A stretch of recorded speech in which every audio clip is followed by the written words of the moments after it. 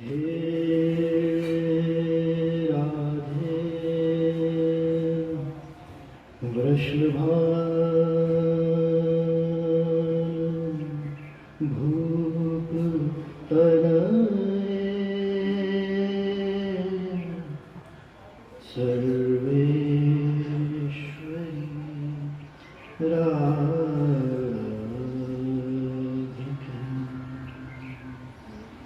हे कृष्णा पंकज भ्रमरिते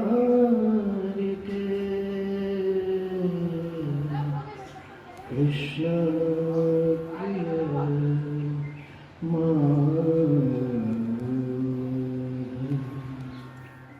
इस बार अग्रज भ्राता ने आपको घर में नहीं रखा, अतः आपको अपने मित्र एक कायस्थ परिवार के जमींदार के घर पे छपरा में रखवा दिया गया कि यहाँ पर पता नहीं रह पा रहा हो, इस वातावरण में या नहीं रह पा रहा हो तो वहाँ जाके पढ़े। और उस परिवार को विशेष निगरानी रखने के लिए आपको कहा गया कि इन पे विशेष निगरानी रखी जाए। ये साधु हुए घूमते हैं, वैरागी भाव में घूम रहे हैं, जगह जगह घूमते रहते हैं, घर छोड़ के भाग जाते हैं हर 2 दिन में। आप विशेष इसका ध्यान रखें। और आपका छपरा के एक हाई स्कूल में नाम दर्ज करा दिया गया। आपकी शिक्षा दीक्षा वापस से प्रारंभ हुई। आप देखिए कि घर वालों का कितना शिक्षा के प्रति आपको बढ़ावा दिया गया। हर बार जब भी आप लौटे आपकी शिक्षा पुनः प्रारंभ कराई गई। एक साधु योगी राज वहां छपरा में भूमि में गहरे गड्ढे में समाधिस्थ होके और रोज तपस्या किया करते थे। जहाँ पर आप रह रहे थे छपरा में, वहाँ पास में एक साधु योगी राज थे। वो रोज समाधि करते, गहरे गड्ढे में चले जाते और वहाँ समाधि लगाते। आप तो और क्या चाहिए था, वही वातावरण फिर से मिलने लग गया। उन साधु के पास में आप रोज बैठते और कुछ चिंतन करते, बस समाधि में चले जाते तो आप उन्हें देखते और वापस लौट आते, अपना कार्य वापस करने लगते। अच्छा, कुछ समय बीता और बस साधु महात्मा वहाँ के कलेक्टर से परमिशन लेके और उस गड्ढे में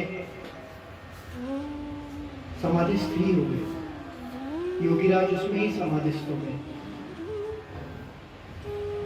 आपके ऊपर भी उसका कुछ प्रभाव ऐसा पड़ा कि वैराग्य पुनः जागृत होने लगा। मन में उठ के यही भावना आने लगी कि ये क्या था जो हुआ, कुछ तो ऐसा है जो हमें भी मालूम करना चाहिए। हम जिसकी खोज में निकले थे वो वापस मिलना चाहिए। अतः ऐसा हुआ कि आप सुबह एक दिन उस घर से निकले और गंगा स्नान के लिए निकले। 3-4 बजे का समय था। वो कायस्थ परिवार के लोग सब सो रहे थे। आप 3-4 बजे रोजाना की बात ही गंगा स्नान के लिए वहां से निकले, परंतु आप लौटे ही नहीं।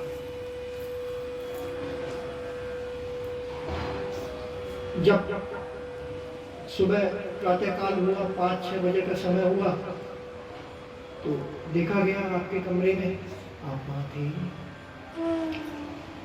ढूंढाई कराई गई, परिवार था, आप उसके ऊपर जिम्मेदारी कि एक बालक को उनके भरोसे छोड़ के गए हैं, कह के गए हैं कि ये बालक का ध्यान रखना, इसकी शिक्षा दीक्षा चल रही है, ये भाग जाता है, इसका ध्यान रखना, विशेष ध्यान रखना। परंतु आप निकल गए। अभी तो उस परिवार में भी बड़ी शोक की लहर दौड़ी कि ये कहाँ चले गए। ढूंढवाने के लिए पुलिस स्टेशन में भी कहा गया कि बालक गायब है, परंतु आप मिले ही नहीं। हुआ ऐसा कि गंगा किनारे कुछ आपके वस्त्र मिले तो परिवार को एक बड़ा ही झटका लगा कि ये क्या हो गया। हमारे लिए एक जिम्मेदारी थी, हमारे ऊपर केदार बाबू एक जिम्मेदारी छोड़ के गए थे और बालक कहाँ चला गया। अपितु आपकी ढूंढाई कराई गई, गोताखोरों को नदी में उतारा गया परंतु आपका कहीं कुछ पता ही नहीं चला। अतः गंगा में डूब गया है। इसके तो कोई वैराग्य ऐसा क्या उत्पन्न हुआ, क्या मन में चल रहा था कि बालक गंगा में डूब गया है। बड़े शोक की लहर परिवार में बताया गया।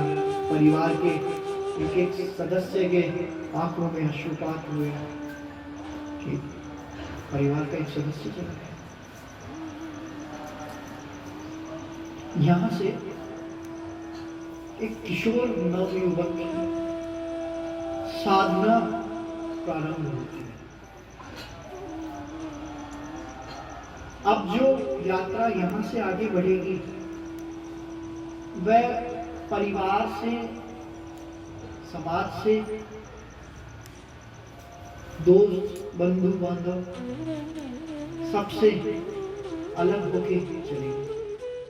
गुरुदेव भगवान की जय, राधा रानी की जय, जय जय